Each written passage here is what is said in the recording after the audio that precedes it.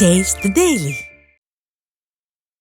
பெரம்பலூர் அருகே வீடு கட்டுமான பணியின் போது 22 வயது இளைஞர் மின்சாரம் தாக்கி உயிரிழந்தார். எளம்பலூர் கிராமத்தைச் சேர்ந்த தனுசு வெங்கடேசபுரம் பகுதியில் நடைபெற்ற வீடு கட்டுமான பணியின் போது எதிர்பாராத விதமாக மின்சாரம் தாக்கியதில் சம்பவ இடத்திலேயே உயிரிழந்தார். 22 வயது இளைஞர் தனுஷுக்கு திருமணமாகி கிருத்திகா என்ற மனைவி உள்ள நிலையில் வேலைக்கு சென்ற இடத்தில் மின்சாரம் தாக்கி அவர் இறந்தது எளம்பலூர் கிராமத்தையே பெரும் சோகத்தில் ஆழ்த்தியுள்ளது. சென்னை மண்ணடி அருகே ஏடிஎம் மிஷின் அறையின் வாசலில் வடமாநில இளைஞர் ஒருவர் மின்சாரம் தாக்கி உயிரிழந்தார்.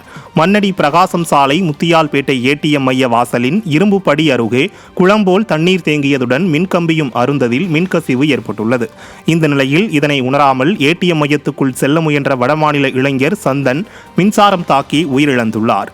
தண்ணீரில் மிதந்தபடி இளைஞர் ஒருவர் கிடப்பதைக் கண்டு அதிர்ச்சியடைந்த அப்பகுதி மக்கள் அவரை கவனமாக மீட்க முற்பட்ட போது மின்கசிவு இருப்பது கண்டு அதிர்ச்சியடைந்தனர். இதைத் தொடர்ந்து வடமாநில இளைஞரை சடலமாக மீட்ட அந்த பகுதி மக்கள் அந்த பக்கமாக செல்வோரையும் மின்கசிவு குறித்து தகவல் அளித்து எச்சரித்தனர். இந்த சம்பவம் மண்ணடி அருகே பெரும் சோகத்தை ஏற்படுத்தியது. பெஞ்சல் புயல் காரணமாக சென்னையின் பல்வேறு பகுதிகளில் மழைநீர் தேங்கியுள்ளதால் பொதுமக்கள் அவதிக்குள்ளாகினர்.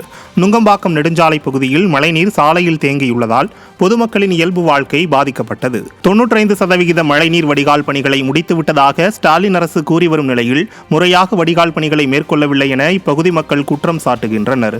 மேலும் இப்பகுதியில் மின் இணைப்பு துண்டிக்கப்பட்டதால் பொதுமக்கள் அவதிக்குள்ளாவதாக தெரிவித்தனர்.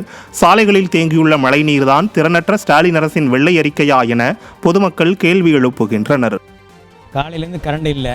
இங்கே வந்து இடுப்பளவு தண்ணியில் நாங்கள் காலையிலேருந்து வேலை பார்த்துட்டு இருக்கோம். இன்னும் 2 மணிக்கு மழை விட்டுச்சு. ஒன்றுமே வேலை செய்யலை சார். சும்மா பேருக்காக வந்து அப்படின்னப்பா ஒரு கான்லையும் 10 மண்ணை கூட அள்ளி வச்சுட்டு போயிட்டாங்க. வேறு எதுவுமே அல்ல கூட இல்லை. அப்படியே மண் கரைஞ்சி உள்ளே போயிடுச்சு. அரசியல் சரியே இல்லை சார். ஏன்னா மக்களை பார்க்கணும். நீங்கள் உங்கள் குடும்பத்தை தான் பார்த்துக்கிறீங்க, என்ன நம்மளை பார்க்கல. ஏன்னா இதுதான் பெரிய தவறு. இதுக்கு ஏதாவது நீங்கள் பண்ணணும்.